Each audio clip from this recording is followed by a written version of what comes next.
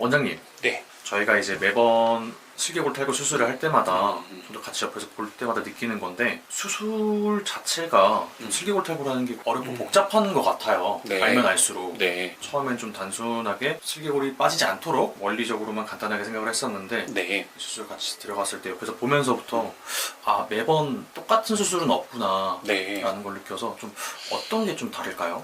아, 네. 저도 뭐 슬개골 탈구 수술을 많은 환자들을 수술을 하고 있지만 네. 쉽게 생각하면 굉장히 쉬운 수술인데 슬개골 탈구를 정말 수술을 디테일하게 잘 하기 위해서는 정말 어려운 수술이다라고 매번 느끼거든요. 네. 왜 그러냐면 일단은 강아지 다리의 모양을 분석을 해보면 다 똑같은 다리처럼 보이지만 굉장히 디테일하게 보면은 차이가 많습니다. 여러 가지를 좀 볼 수 있는데 이제 슬개골 자체가 빠지는 이유가 이 슬개골이라고 하는 뼈가 활차구 안에서 움직여야 되는데 지금 이제 내측으로 이렇게 보통 빠지는 경우가 많거든요. 내측 또는 외측으로 빠진다라는 차이가 있고 내측으로 빠지는 애들은 일단 뼈 모양 자체가 안짱다리거든요.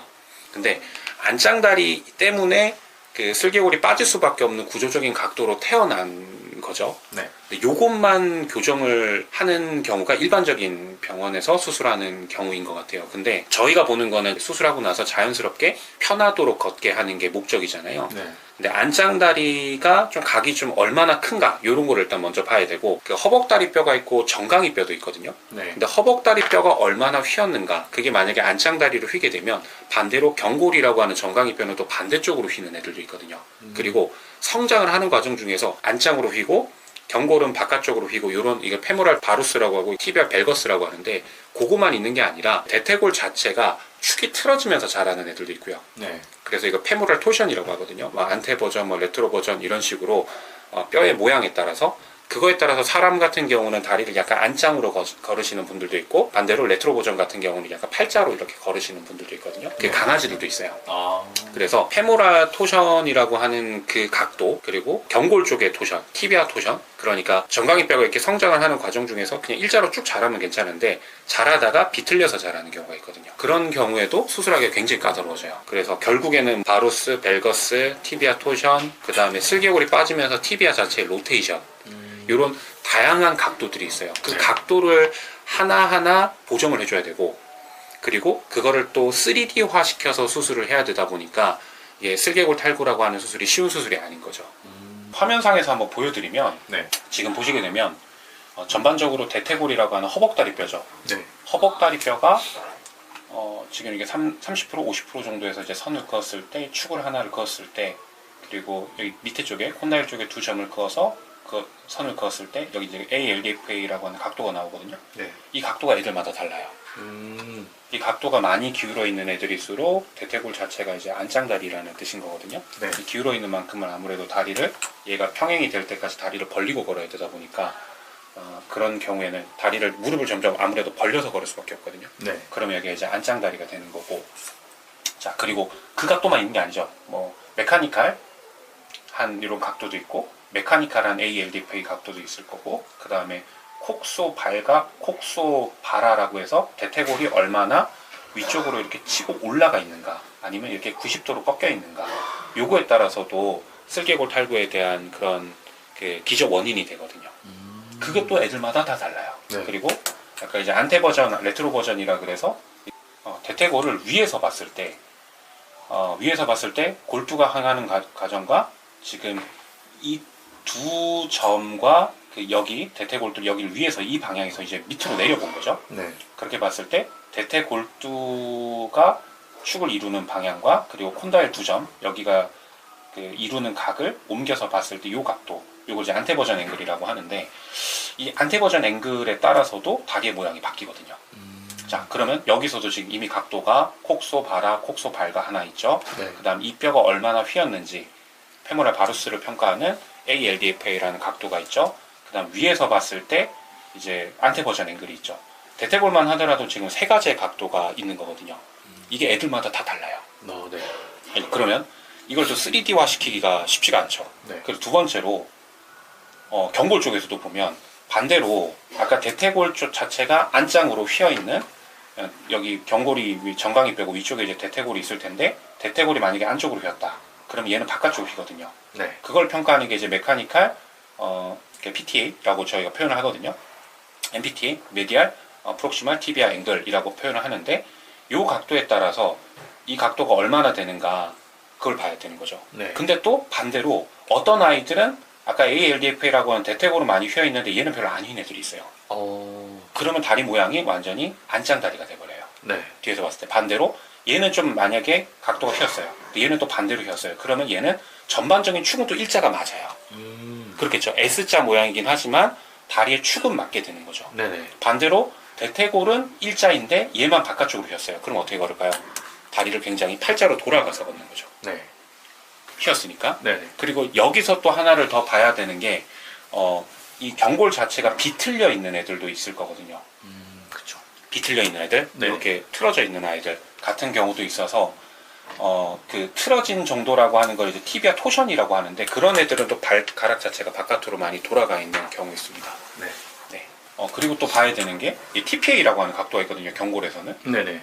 경골 고원의 각도죠. 요거에 따라서 또 십자인대가 잘 끊어지는 애들이 있고 안 끊어지는 애들이 있어요. 네. 나중에 십자인대 수술할 때는 또 요 각도를 맞춰주잖아요. 맞춰주는 게 포인트죠. 뭐 TPA로든 CTW든. 네. 그죠. 그러니까 이제 MPTA, 그 다음에 MDTA라고 하는 메카니컬 디지털 쪽에 이 각도도 또 애들 따라서 다르거든요. 네. 그리고 아까 설명드렸다시피 아까 TBI 토션을 보는 이런 각도인 거죠. 이 각이 얼마나 틀어져 있는가, 뭐 발목의 각도랑 경골 근육, 경골의 각도가 얼마나 비틀려 있는가, 네. 요거에 따라서도 또 달라지다 보니까 지금 뭐 대퇴골뿐만 아니라 지금 경골 쪽에서도 여러 가지 각도가 있고 애들마다 그게 윗다리와 아랫다리 뼈가 또 상호작용이 다른 애들도 있다 보니까 이거를 전반적으로 다 이해를 하지 못하면 슬개골 탈구 수술을 똑같은 수술을 하더라도 같은 결과를 낼 수가 없는 거죠. 그게 결국엔 저는 포인트라고 생각을 하는데 네.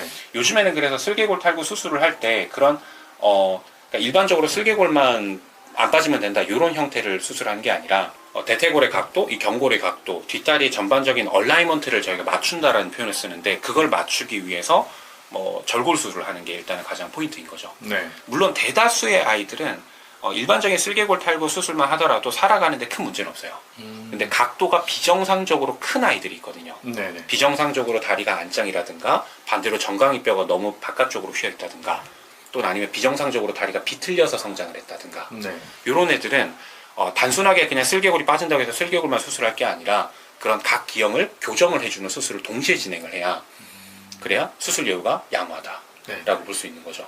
이걸 또 판단하는 또 여러 가지 기준이 또 있어요. 네. 그걸 근데 엑스레이 상으로도 물론 판단을 잘하는 게 중요해요. 그리고 엑스레이를 많이 찍어보면은 굳이 CT라든가 3D화된 장비 없이도 엑스레이를 통해서도 그 각도를 잘 맞출 수가 있거든요. 근데 그러려면 엑스레이를 정확하게 찍어야 돼요.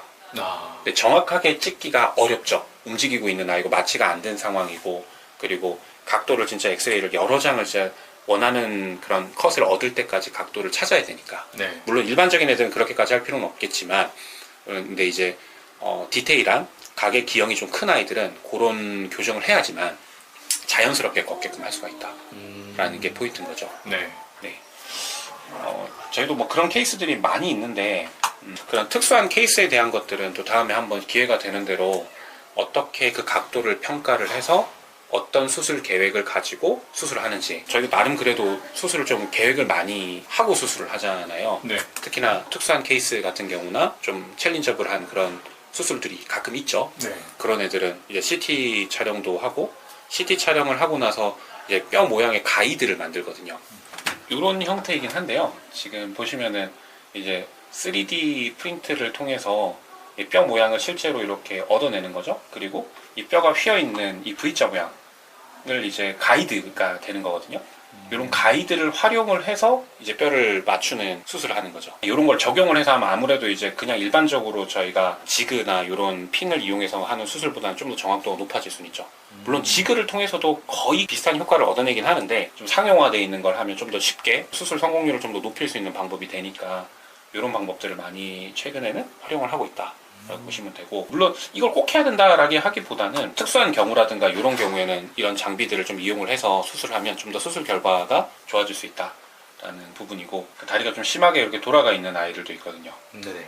이런 식으로 돌아가 있는 아이들도 3D화된 이런 프린트를 통해서 모형을 얻거든요. 그 모형을 통해서 슬개골 수술할 때도 이런 그 뼈 모형을 쓸 수가 있다. 일반적인 정상적인 대퇴골 모양이라고 한다면 인터널 페모랄 로테이션 토션된 거죠. 이거는 슬개골이 오히려 바깥쪽으로 빠질 수 있는 그런 형태가 되는 거고, 얘는 반대로 익스터널 페모랄 토션이 되다 보니까 안쪽으로 이렇게 좀 빠질 수 있는 형태가 되는 거죠. 그리고 티비아 로테이션, 그러니까 슬개골이 빠지면서 경골이 같이 돌아가는 그런 로테이션도 있을 거고, 반대로 익스터널 티비아 토션, 위쪽에 있는 뼈는 여기는 이제 고정이 돼 있는데 뼈가 바깥쪽으로 돌아간 거죠. 경골 정강이 뼈가 바깥쪽으로 돌아가다 보니까 팔자다리 형태가 되겠죠. 다리 발 모양이 끝이 돌아가는 형태가 될 거고, 반대로 인터널 쪽이면 반대로 이제 내전 보행을 할 수가 있는 거죠. 발끝을 모으고 걷게 되는. 그렇죠. A자 보행이라고 저희가 표현을 할 수가 있겠죠. 네. 가끔 이제 슬개골 탈구 수술하고 나면 이제 경골 조면 이식을 하게 되잖아요. 피를 막는 수술. 그러고 나면은 처음에는 인터나 티비아 토션과 같은 효과를 낼 수가 있는 거죠. 그래서 수술 직후에는 약간 좀 A자로 갔거든요. 근데 토션을 인위적으로 좀 주는 것도 있는데, 그러고 나서도 나중에 시간 지나면 또 정면으로 좀 돌아오긴 하죠. 그게 A자 보행의 원인이거든요. 경골 조면 이식을 하고 나서 약간 인터나 토션이 되는 역할을 하기 때문에 경골 뼈 자체가. 슬개골 탈구 수술이 이런 거를 다 고려해서 수술하느냐, 아니면 단순하게 그냥 슬개골이 빠지지 않기 위해서 같은 수술 방법을 그냥 적용을 하느냐, 요거에 따라서 수술 결과가 다르다. 자연스럽게 걷게끔 하기 위해서는 이런 것들을 다 고려를 하고 수술을 해야 된다라는 게 포인트죠. 애들마다 그 수술 방법이 다 달라요. 어떤 아이들은 이 경골 조면의 각도를 좀 많이 줘야 되는 애들이 있고, 토션이 조금 심하냐 적냐에 따라서 경골 조면의 각을 많이 주기도 하고 좀 적게 주기도 해야 되는 거고, 그 페모랄 토션, 아까 안테버전 앵글 이런 것들에 따라서도 수술 방법이 좀 달라질 수가 있는 거고, 바루스라고 하는 뼈의 안짱다리 각도가 큰 아이들 같은 경우는 DFO라고 하는 V자 모양으로 뼈를 잘라서 각을 피는 수술을 해야 되는 거고, 반대로 얘만 하면 어떻게 될까요? 얘가 만약에 안짱다리가 커요. 근데 경골 쪽에는 오히려 벨거스라고 해서 바깥쪽으로 휘어 있어요. 얘는 안쪽으로 휘고 얘는 바깥쪽으로 휘었다고 치면, 그럼 얘를 만약에 피게 되면 얘는 오히려 더 바깥으로 더 많이 돌아가거든요. 그렇게 되면 오히려 더 부자연스러운 보행을 하거든요. 그런 애들은 오히려 경골까지도 같이 다리를 피는 수술을 해야 되는 거예요. 대퇴골의 그런 내전, 오다리죠. 그리고 반대로 얘는 바깥으로 휘어진 이 각도를 같이 교정을 해야 다리가 일자가 되겠죠. 근데 그러면 이것도 고민해야 되죠. 각도가 얘는 이쪽으로 휘고 얘는 이쪽으로 휘는 애들이 많거든요. 그런 애들 오히려 전반적인 축은 맞으니까 DFO를 안 해야 되는 게 맞죠.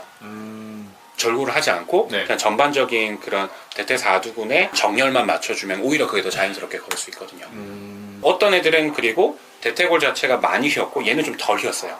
그럼 어떻게 해야 될까요? 얘는 바루스를 DFO를 해야 되는 거죠. 그리고 오히려 바루스가 좀 적고 경골만 외전이 좀 심하다. 그러면 경골만 교정을 하기도 하는 거죠. 어릴 때 이제 티비아 벨거스나 티비아 토션도 있거든요. 슬개골 탈구가 너무 어릴 때부터 진행된 애들은 티비아 자체에 변형이 생겨요. 이게 대퇴사두근이 땡긴 상태에서 성장을 하다 보니까 뼈 모양 자체에 기형이 생기거든요. 그래서 수술할 때 조금 더 복합적으로 고려하고 수술을 해야 되는 상황이 되는 거죠. 그래서 슬개골 탈구 수술이 어렵습니다. 뭐 저도 슬개골 탈구만으로도 이제 거의 한 10,000마리 가까이 이제 돼 가잖아요. 다리 숫자로 보면은 그래도 한 18,000건 이상은 지금 수술을 했을 거예요. 환자들은 수술을 하면서 아 정말 슬개골 탈구 수술이 하면 할수록 어려운 수술이구나, 쉬운 수술은 아니구나. 뭐 단순하게 슬개골이 안 빠지게 하는 것도 중요한데 자연스러운 보행을 하게끔 해줘야 되고, 전체적인 정렬을 맞춰줘야 되고, 그리고 전체적인 정렬을 맞춰줘야 관절염이 진행되는 속도도 늦출 수 있고, 이런 것들을 다 고려해서 수술을 하느냐, 그게 정말 저는 포인트인 것 같아요. 그렇게 하기 위해서는 정말 정확한 수술 계획과 정확한 방사선 사진, 필요에 따라서는 CT 촬영, 필요에 따라서는 뼈 모형을 만들어서 가이드를 통해서 수술하는 그런 것들이 필요하다 라고 저는 판단이 들고요. 저희가 뭐 정형외과 수술에 미친 수의사들이잖아요. 퀄리티가 있는 그런 수술을 하기 위해서는 물론 비슷한 수술이 될 수 있겠지만 정말 디테일하게 그래도 좀 더 좋은 결과, 좋은 회복, 그리고 빠른 회복 이런 것들을 보이기 위해서는 그런 디테일한 차이들이 분명히 있다라는 거를 저희가 조금 드리고 싶고, 일반적으로 그냥 쉬운 슬개골 탈구 수술도 있죠. 많죠. 그런 경우가 거의 대다수죠. 일반적인 수술을 해도 되는 아이들이. 근데 약간 특이 케이스들, 이런 경우들은 저희가 앞으로도 이런 수술 계획을 하는 과정이라든가 어떻게 수술을 실제로 진행을 하는지를 한번 보호자님들께 보여드릴 수 있으면 좋지 않을까. 특수한 케이스들 같은 경우는 자주 이렇게 앞으로도 촬영을 해서 한번 컨텐츠로 한번 만들어 보도록 하겠습니다. 저희가 뭐 항상 조금씩은 그래도 더 좋은 수술 방법, 그리고 더 좋은 수술 결과로 보호자님들께 찾아갈 것을 약속드리면서 뭐 그래도 영상이 좀 도움이 되셨다면 좋아요, 구독, 댓글, 알림 설정 이런 것들 한번 좀 부탁드리고요. 정말 우리 집 아이다 라고 생각하고 진심을 다해서 치료하고 간호하고 하는 저희 스마트 정형외과 동물병원이 되도록 하겠습니다. 감사합니다.